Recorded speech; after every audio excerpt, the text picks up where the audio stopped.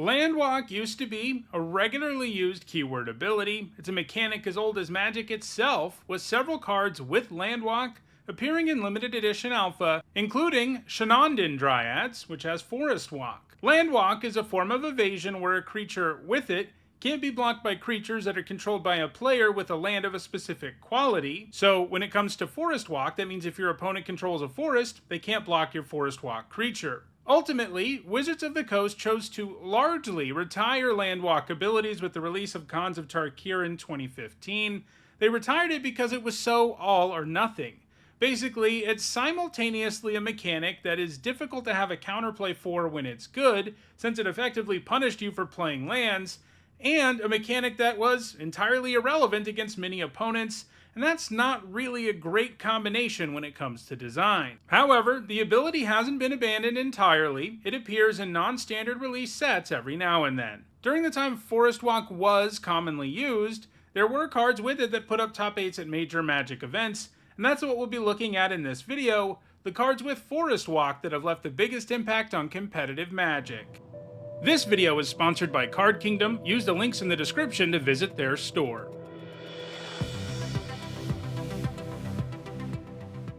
Here's a quick reminder on how I rank cards in these videos. A first tier top 8 is worth 2 points. This includes events like Pro Tours. And a second tier top 8 is worth 1 point. This includes events like regional championships. At number 10, it's Zodiac Monkey, which is 1 generic and a green for a 2/1 with Forestwalk. The monkey was originally part of a cycle of green Zodiac animals, all of which had Forestwalk, in Portal 3 Kingdoms, a set that was originally released as a standalone beginner version of Magic for Asian markets. The cards in it didn't even become legal at Magic tournaments until 2005, but Zodiac Monkey also got a standard legal reprint that year in 9th edition. It's not the most exciting card to us today, but it was a 2-mana 2/1, which was an acceptable stat line at the time, and if you could run this out and have it be unblockable, it was a pretty good 2-drop. It saw sideboard play in standard mono green decks, but it doesn't have any top 8 since 2005. At number 9, it's Mirri Cat Warrior. For 1 generic and 2 green, she's a 2/3 with First Strike, Forestwalk, and Vigilance. This was a super impressive French vanilla creature when she was printed in 1998, and simply one of the more efficient creatures around. Vigilance and First Strike make an especially good combination, as First Strike is an ability that is very effective both attacking and blocking, and Vigilance makes sure you can take advantage of it in both situations. Meanwhile, Forestwalk makes her even more problematic against green opponents. She actually didn't see play as a result of her original printing, but instead put up some top 8s in standard and extended after a reprint in 10th edition. However, Mirri doesn't have any top 8 since 2008. At number 8, it's Eladamri, Lord of Leaves. For 2 green mana, it's a 2/2 that gives other elves Forestwalk and Shroud. That's a nice combination, especially against other green decks, because it means your elves can't be targeted or blocked, leaving your opponent with very few options to kill them. Eladamri's top 8s have all come in Legacy Elf decks. These decks use Glimpse of Nature, and lots of elves who let you tap your other elves for mana, like Birchlore Elves and Heritage Druid, and untap effects like Nettle Sentinel to just draw and play the entire deck in a single turn. Some versions of the deck used to use Eladamri because it could protect your crucial elves, which was important if you were going to go off. However, while elf decks like this have pretty much always been a thing in Legacy, Eladamri never became a fixture in them, and it doesn't have any top 8 since 2010.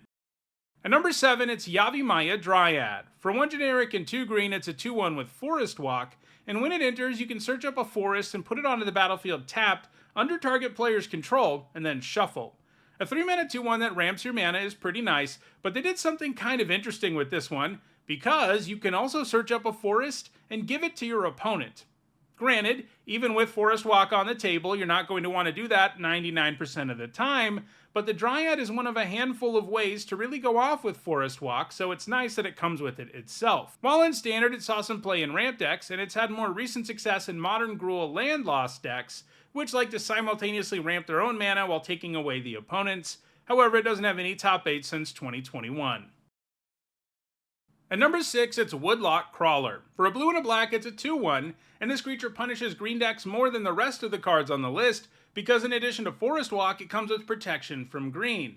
It is kind of interesting they gave it both, since protection will often make this unblockable against a green opponent anyway, but it's still nice to cover all the bases here.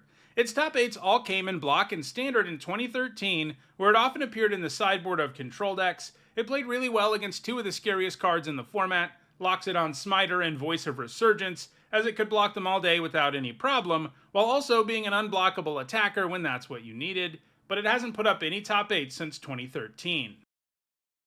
At number 5, it's Lumbering Satyr. For 2 generic and 2 green, it's a 5/4 that gives all creatures Forestwalk. Note that this is a symmetrical effect, meaning that your opponent's creatures get Forestwalk, and because you're the one playing a big green creature, there's a pretty good chance they could take advantage of it. A 4-mana 5/4 was a super efficient creature in 1999, so it made sense to give this one a downside, and at least it isn't all downside, because against the right opponent, this big 5/4 will also make your whole board unblockable. Its top 8s all came in the standard of 2000, a format where green was one of the most heavily played colors, so it was often making your board unblockable. Plus, since you're the aggro deck, you don't care as much about the downside because you're hoping to kill your opponent too quickly for it to matter. Lumbering Satyr doesn't have any top 8 since 2000. At number 4, it's Chatterfang Squirrel General. For 2 generic and a green, it's a 3/3 with Forestwalk, and if one or more tokens would be created under your control, you create those tokens plus that many 1/1 green squirrel tokens. You can also pay 1 black and sacrifice X squirrels to have target creature get +X -X until end of turn.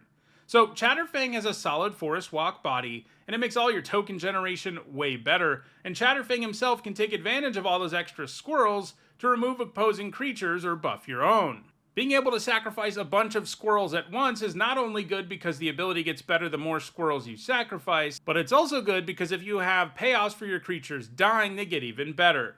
Chatterfang is from Modern Horizons 2, which means the only 60-card formats it's ever been legal in are Modern, Legacy, and Vintage, and it's done some good work in Modern, especially in decks with a focus on generating tokens, especially food tokens. Food doesn't typically add to the board, but if you can get a squirrel in play every time you sacrifice Cauldron Familiar to your Witch's Oven, things start to get a lot more interesting. Recently, it's become more prominent in the format as a result of the printing of War and Soul Trader. With both the Trader and Chatterfang in play, you can pay a life and sacrifice a squirrel to make a treasure, which also makes another squirrel, and you can just keep going from there, making a bunch of mana. If you combine it with effects like Zulaport Cutthroat, you can just kill your opponent outright. While these combos might sound a little convoluted, decks that use Chatterfang use Court of Calling and Birthing Ritual to get the creatures into play consistently. However, so far in 2025, Chatterfang doesn't have any top 8s, but this list isn't exactly super powerful, and even just a few more top 8s would be enough for it to rise significantly. At number 3, it's Vine Dryad. For 3 generic and a green, it's a 1/3 with Forestwalk and Flash. That's kind of a bad card, even against a green opponent, but it comes with a very important alternate casting cost. You can exile a green card from your hand rather than pay any mana for it. While 2-for-1ing yourself to get this in play isn't always ideal, the fact it has Flash means it can ambush block X1s, and simply adding any body to the board for free can go a long way towards giving you an advantage in a game.